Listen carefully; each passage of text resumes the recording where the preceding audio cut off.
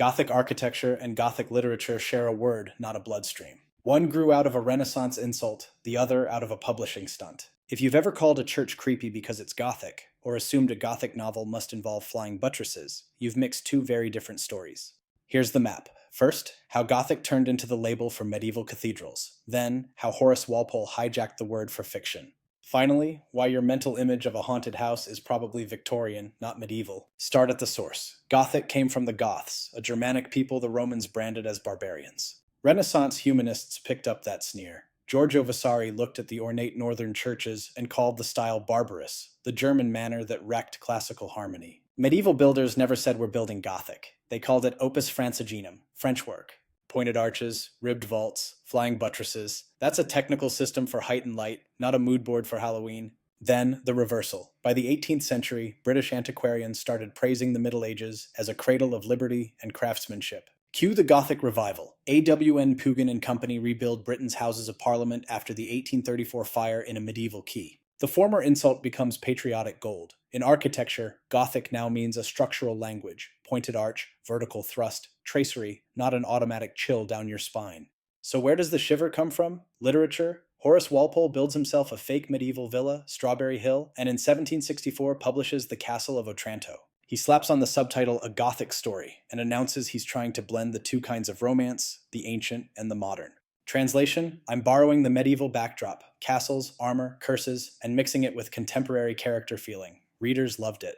Then came Anne Radcliffe with sublime landscapes and explained hauntings, Matthew Lewis with gleeful monstrosity, Mary Shelley's Frankenstein, Poe's claustrophobic minds, Stoker's Dracula.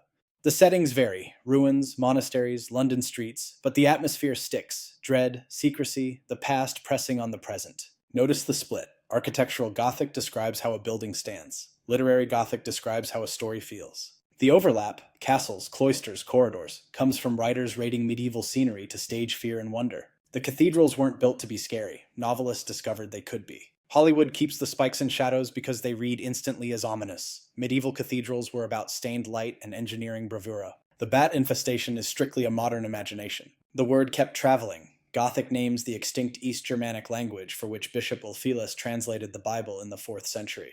Humanists used Gothic to sneer at black-letter script, the dense, angular writing in medieval books, because it wasn't classical Roman type. Printers later reused Gothic for plain sans serif letters, and in East Asia that name stuck for sans serifs. And in 1930, Grant Wood titles his painting American Gothic because of a farmhouse window with a pointed arch. That stare isn't medieval, it's Midwestern irony. Back to the core question. What is Gothic? In architecture, it's a medieval technique and a 19th century revival. Structural daring, vertical drama, stone lacework, and light.